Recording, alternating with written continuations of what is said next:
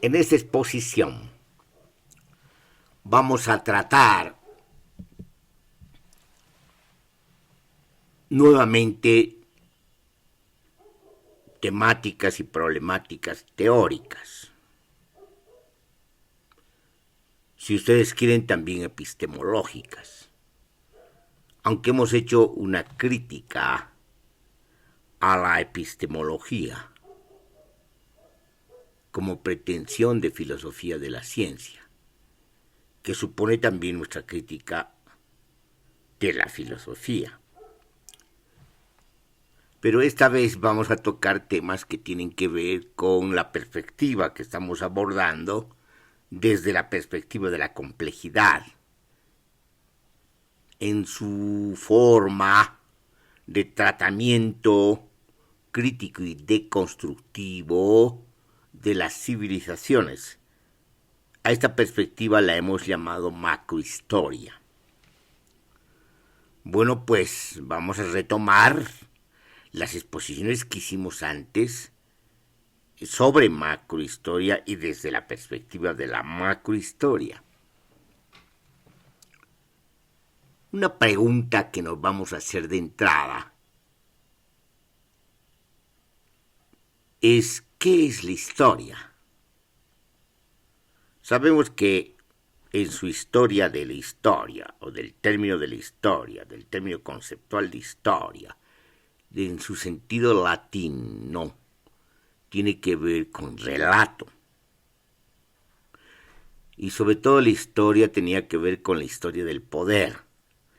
Si ustedes quieren, dicho en términos modernos, con la legitimación del poder, la historia de los reyes. Bueno, pues en el siglo XIX nace la ciencia histórica, en el contexto de las ciencias humanas y sociales, en el contexto de las transformaciones, desplegamientos y rupturas epistemológicas que se dan con la revolución de las ciencias, sobre todo de la concepción de lo que es ciencia, desde una perspectiva moderna. En el siglo XIX se da la historia, es decir, la historia se va a basar fundamentalmente en la pretensión de hacer investigaciones históricas, basada en fuentes, basadas fuentes en archivos documentales. Si bien tiene el apoyo de la arqueología, pero la historia fundamentalmente se hace a partir de documentos.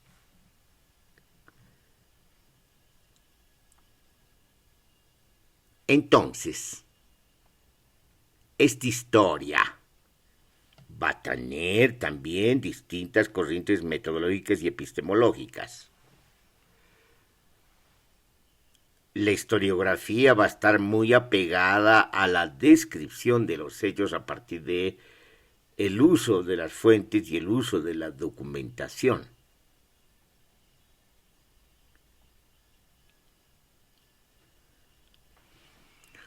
Pero también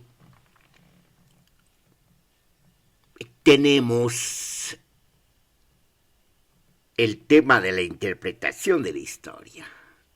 Y en ese sentido volvemos a ciertas tradiciones antiguas de la hermenéutica, pero ciertamente transformada en el contexto de las transformaciones de las ciencias humanas y sociales y de este nacimiento de la historia. Entonces se desarrolla una hermenéutica histórica y un método hermenéutico que tiene que ver con el círculo vicioso, la interpretación de la interpretación, el juego de el contexto que contiene el texto y el juego de la interpretación a partir precisamente de los contextos, a lo que nos lleva el círculo hermenéutico como método. Entonces la hermenéutica viene a ser una especie de método cualitativo distinto y opuesto al método empírico, al método positivista, inductivo y deductivo. Entonces aquí ya tenemos una discusión de lo que es historia, a partir precisamente de las prácticas de la historia. Un historiador como Bloch o Broch, no me acuerdo ahora exactamente el nombre, creo que es el otro Bloch. Ernst Bloch es el teórico marxista polaco y Bloch es también un historiador, otro Bloch, el de la novela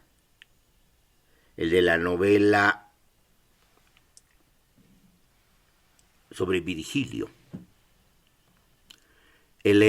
Bueno, este Bloch decía irónicamente que historia es lo que hacen los historiadores, lo que también es cierto. Pero aquí lo que nos interesa fundamentalmente es comprender lo que es historia, lo que estamos diciendo cuando hablamos de historia. Y obviamente va a depender del momento, la coyuntura y desde qué locus lo decimos. Nosotros hemos abordado este tema antes y obviamente hemos tenido distintas respuestas. Una de las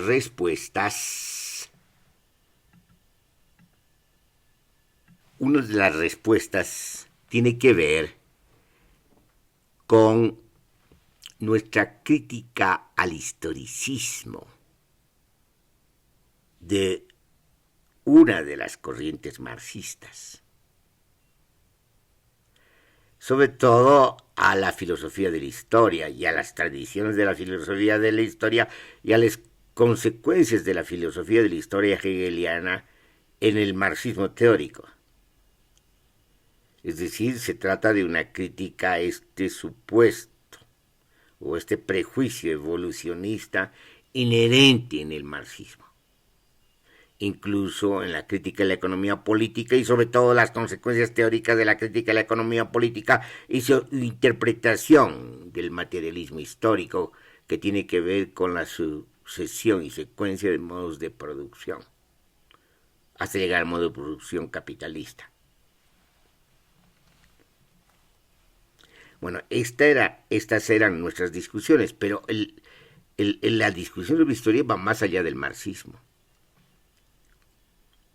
Porque el marxismo en realidad se centra en una tradición de la filosofía de la historia. Y cuando los historiadores marxistas abordan temas metodológicos que tienen que ver con las fuentes, que tienen que ver con los archivos, que tienen que ver con la documentación, que tienen que ver con la contrastación respecto de los hechos que están inscritos en los documentos y que tienen que a su vez ser descifrados, obviamente se quedan cortos. Tienden sobre todo a hacer interpretaciones históricas, más que investigaciones históricas, lo que los lleva más al ensayo que al análisis científico, para decirlo de una manera positivista. No con ganas de descalificar el marxismo ni con ganas de valorizar el positivismo, sino mostrando los contrastes. Entonces, como verán, tenemos varios tópicos cuando abordamos la pregunta de qué es la historia. ¿Y por qué interesa lo que es la historia? Porque es un término que es muy usado, sobre todo desde la perspectiva del continente de Abya, de su discusión contemporánea, que tiene que ver con la decolonialidad o en una perspectiva más amplia, más interpeladora, la descolonización. Y en ese sentido, obviamente, importa preguntarse sobre qué es la historia y si se puede hacer una historia anterior a las oleadas de conquista y anterior a las oleadas de colonización. ¿Por qué? porque obviamente tenemos una historia como tal que nace en el siglo XIX, que entre otras cosas busca la legitimación de la dominación europea en la condición de los imperialismos europeos y la concurrencia y la competencia de los imperialismos europeos. La legitimación a través de la historia de la dominación mundial europea. Aunque no tengamos que hablar de toda Europa, porque en realidad estamos hablando de algunos países, sobre todo los países que son y han sido colonizadores, y los países que se han embarcado en la mundialización, es decir, en la construcción del sistema mundo capitalista. Entonces, cuando hablamos desde esa perspectiva, obviamente el término de historia está cargada de esta historia universal. Aunque han habido contrahistorias, aunque han habido interpretaciones desde la perspectiva de los vencidos, que se hace en lengua de los vencedores. Esas son las paradojas. De todas maneras, el término de historia está plagado de esa carga que impone e imprime la ciencia histórica de las ciencias humanas y sociales. Ciencia histórica que nace en el siglo XIX. Aunque la historia haya sufrido desplazamientos epistemológicos, una discusión o muchas discusiones y debates, y se haya abierto a distintas corrientes, de todas maneras la carga subsiste. Entonces la pregunta es si se puede hacer historia antes de la colina y de las conquistas. Obviamente se ha hecho arqueología, y obviamente a partir de los cronistas, monjes, sacerdotes o no monjes, o aventureros, o científicos que se dan sus aventuras científicas, botánicas, zoológicas y sociológicas en el siglo XIX.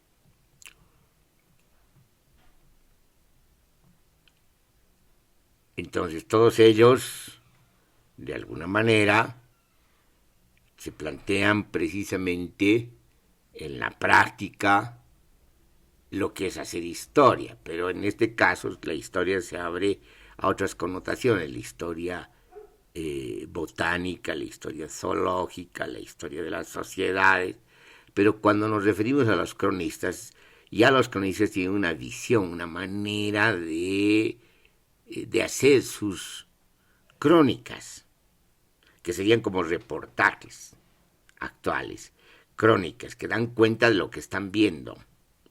Son como diarios, son como memorias, como apuntes, no exactamente historias, pero sí se basan en testimonios, pero también en documentaciones que no estarían tan rigurosamente abordadas como ahora aborda la ciencia de la historia, es otra cosa, pero aquí lo que interesa es de que ya obviamente la intervención de los cronistas da lugar a un tipo de historia que no deja de ser la historia de los conquistadores. Ahora, aquí la pregunta es, ¿se puede hacer una historia de los conquistados desde la perspectiva de los conquistados? Sabemos que hay posiciones que dicen que sí, nosotros mismos, en nuestra época de comuna y anterior a comuna, sobre todo en epísteme, decíamos que sí, pero planteando una visión de la multiplicidad histórica, la multiplicidad de linealidades históricas, y sobre todo después, a partir de un determinado momento, la historia de las resistencias. Está bien, pero esto no deja de ser historia moderna, en el sentido de la universalidad Es decir, estamos asistiendo a las consecuencias de las oleadas de conquista, de las oleadas de colonización y por lo tanto de la transformación del mundo. Y eso implica la conformación del sistema mundo moderno. Y por lo tanto estamos haciendo una historia, si ustedes quieren, retrospectiva, desde esos presentes. El tema es epistemológico. ¿Se puede hacer historia desde antes de la conquista y la colonización? ¿Cuál es la perspectiva de las sociedades nativas de Abya Yala? Bueno, ahí están las investigaciones lingüísticas, sobre todo del maya, y también las investigaciones arqueológicas. Y ahí está el Popol Vuh, es decir, la narrativa nativa. Y por lo tanto ahí nos enfrentamos a algo distinto en la historia, porque ya no se trata de historia humana, sino se trata de una historia, si ustedes quieren, déjenme decirlo en términos figurativos, cosmológica, una historia planetaria, una historia que está vinculada a otros seres. Y por lo tanto, estamos ante historias que, si bien tienen que ver con mitos y leyendas, la concepción es distinta. ¿Por qué? Porque es una concepción donde los cuerpos construyen, si ustedes quieren, déjenme usar una palabra moderna, distintas subjetividades. O si quieres, o quieren mejor, distintas inmanencias, que obviamente van a adquirir en sus expresiones connotaciones trascendentes, incluso trascendentales, dependiendo si introducimos el enfoque kantiano. Pero no vamos a entrar en esos terrenos. Lo que nos interesa aquí es preguntarnos sobre la mirada. Y esa mirada tiene que ver con la experiencia, las experiencias de las sociedades nativas. Experiencia que se escapa, pues, a nosotros, los sujetos modernos,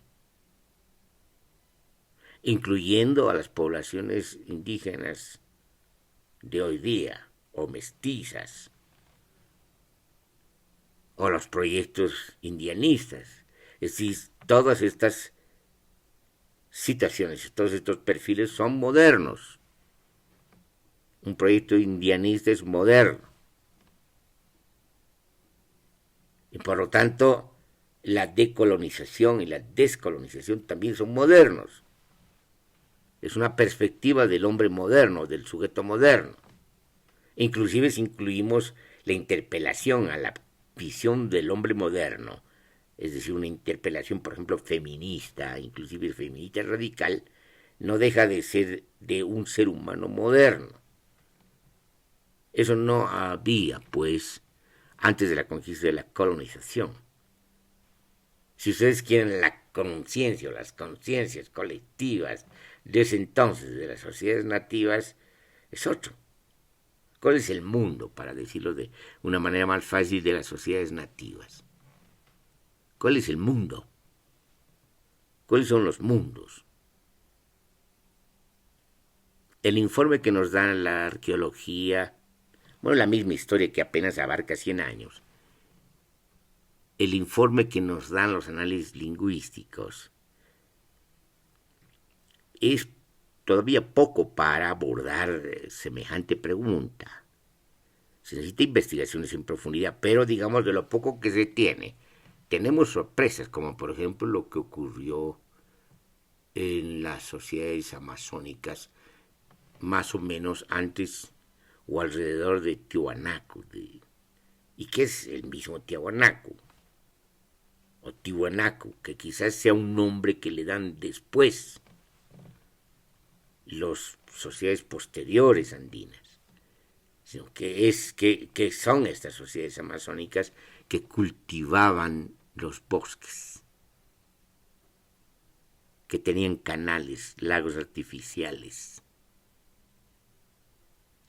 que eran sociedades ecológicas. Entonces, podemos hacer historia o vamos más allá de la historia. Tendríamos que pensar una macrohistoria o más allá de la propia macrohistoria. Ya la macrohistoria nos ayuda a hacer una evaluación crítica y deconstructiva de largo alcance de la historia o las historias de las civilizaciones. Pero cuando hablamos de las historias y la historia de las civilizaciones, estamos hablando fundamentalmente del continente euroasiático, incluyendo el continente africano, pero no entran necesariamente las sociedades del continente de Abiyala, no entran, porque, digamos, incorporarlas al paradigma, al modelo de ciudades, de civilizaciones, es digamos, un forzamiento. ¿Qué son? ¿Había ciudades o no había? Bueno, algunos van a decir, sí había, está Tenochtitlán, está el Cusco, ¿no ve? Pero, digamos, ¿cuál es la condición de estas metrópolis, para decirlo de esa manera, con el resto de la población? ¿Se comportaban como ciudades o qué eran? Bueno, en este caso, digamos, pareciera que nos acercamos a que sí había ciudades y por lo tanto tendríamos que hablar de civilizaciones. Pero, digamos, no están resueltos los problemas, porque las civilizaciones suponen las ciudades, el camino de las ciudades y obviamente la metropolización y después los imperios, desde el Medio Oriente al resto de lo que hemos señalado como el ámbito geográfico de las civilizaciones. Pero aquí en el continente de Abiyala, ¿qué tenemos? Es decir, prepondera más esta concentración de ciudades ceremoniales o ciudades inclusive hidráulicas, para decirlo de esa manera, o prepondera más esa relación de nicho ecológico. Son preguntas. Y por lo tanto, si fuese así, si fuese una mirada más de nichos ecológicos, no es historia, pues va más allá de la historia. Es decir, si ustedes quieren, tendríamos que hacer una ecología temporal, espacio temporal territorial. Es decir, estamos ya en otra cosa. Es decir, la exigencia epistemológica para tener una comprensión de las sociedades antiguas nos exige una posición, una actitud epistemológica distinta a la que se toma cuando se habla de historia, inclusive de historia antigua. Pero cuando se habla de historia antigua se está haciendo historia desde la modernidad, es un análisis retrospectivo. Bueno, pero vale la pena esta pregunta, porque precisamente la pregunta que está de fondo, en el fondo de esta pregunta es, ¿qué es la descolonización? Solamente la descolonización es hacer reformas estructurales estatales, tener un reconocimiento pluricultural, plurilingüístico, plurinacional. No es esto, no forma esto parte del pluralismo liberal, no hablando mal del liberalismo, al contrario, digamos, de lo que se trata es de entender cuáles son sus límites. No se trata más bien de algo distinto, radicalmente distinto, que tiene que ver no con el pluralismo, sino con, si ustedes quieren, para usar una palabra filosófica, la otredad, la alteridad más que la otredad. Una alteridad, porque aquí habría una alteridad radical, que exige un comportamiento corporal, una percepción corporal distinta. Ahí sí nos situamos, digamos, en algo común que ocurre en distintos ámbitos geográficos del planeta. Es decir, estamos en el planeta. Abiyala y los otros continentes están en el planeta. Y ambos continentes suponen, digamos, una vitalidad planetaria, ciclos planetarios, suponen la experiencia corporal. Y por lo tanto, al suponer la experiencia corporal, lo que suponen es de que sí se puede expresar esta experiencia culturalmente, para usar ese término, aunque sea discutible, es de cultura. Y en ese sentido sí hay algo común. De lo que se trata es precisamente ese común que llamamos experiencia y cuerpos, o fenomenologías de la percepción, fenomenologías corporales, que terminan en fenomenologías culturales, en fenomenologías expresivas, en fenomenologías de la memoria social. Sí se puede, digamos, expresar y se puede de alguna manera plantear su reconstrucción, su reconfiguración, para poder precisamente comprender mejor qué fueron las sociedades nativas antes de la conquista y la colonización, y qué implica la descolonización, que va más allá precisamente de una demagogia política populista, pero más allá en términos de mayor responsabilidad, que va más allá de un proyecto indianista, que puede tener distintos alcances. Un alcance es la transformación estructural de la sociedad y del Estado, y por lo tanto una liberación de las poblaciones nativas, de las naciones y pueblos nativos. Y eso tiene distintas implicaciones, porque caer nuevamente a tomar el Estado es caer precisamente en la colonización o en la recolonización, porque precisamente se accede al Estado colonial para liberar, y esa es una contradicción. Por lo menos tendríamos que plantearnos el tema más fuerte, que sería la confederación. Las sociedades de Abya Yala eran confederadas, y por lo tanto plantearse la confederación de naciones y pueblos implica ir más allá pues del Estado.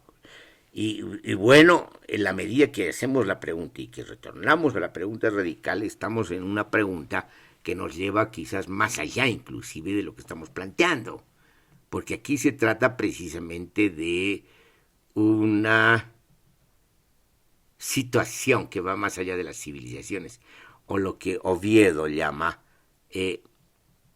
transcivilización. Entonces sí vale la pena tocar estos temas, porque precisamente nos plantea la alteratividad de una manera crucial. Es indispensable asumir los alcances de la crisis de la civilización moderna y de la crisis ecológica desde esta perspectiva, desde una perspectiva radical, buscando precisamente las otras posibilidades societales, sobre todo la posibilidad de sociedades ecológicas que reinserten a las sociedades humanas a los ciclos vitales. Bueno, yo dejaría esta primera exposición sobre historia desde la perspectiva de la macrohistoria, desde la perspectiva de la complejidad, ahí en espera de su continuidad, porque son preguntas importantes, teóricas, que tenemos que hacernos precisamente en función de los problemas que estamos asumiendo desde una perspectiva interpeladora, alterativa y radical.